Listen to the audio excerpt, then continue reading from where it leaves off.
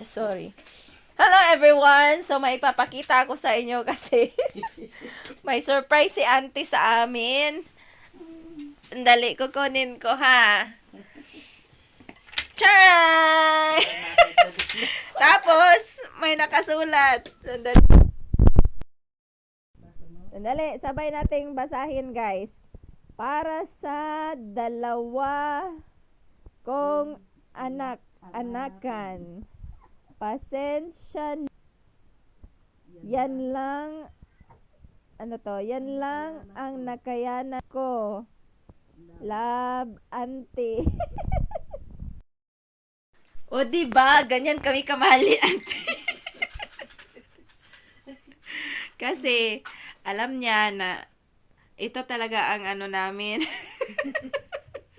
Nagpapaligaya tuwing day off. Pampatulog, pampatanggal ng lungkot. Ayan. Pampatanggal ng pagod? Anong Pampatanggal pala ng pagod.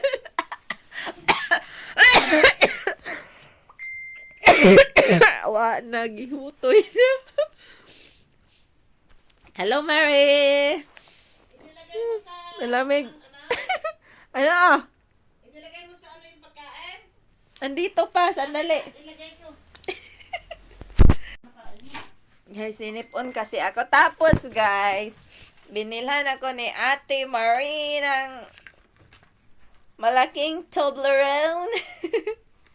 So, gusto niya ilagay niya ito sa bag niya, guys. Sabi ko, wag na, bitbitin ko na kasi baka makalimutan niya.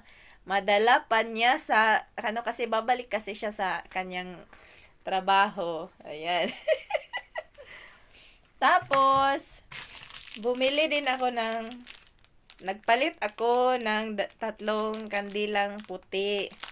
Kay naghilot ko ni Ate Marie last time. Gihilot na ako yung likod. Oh, grabe kasakit ang yung likod, guys.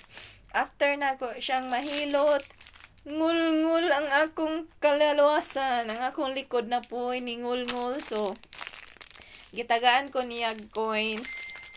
O gipalit na nako siya og kandila. Nalimot pagog ko. So, haro nagpalit na ko. Kay orasyon na nako ang iyang likod. So, maura to. Mahig na ako.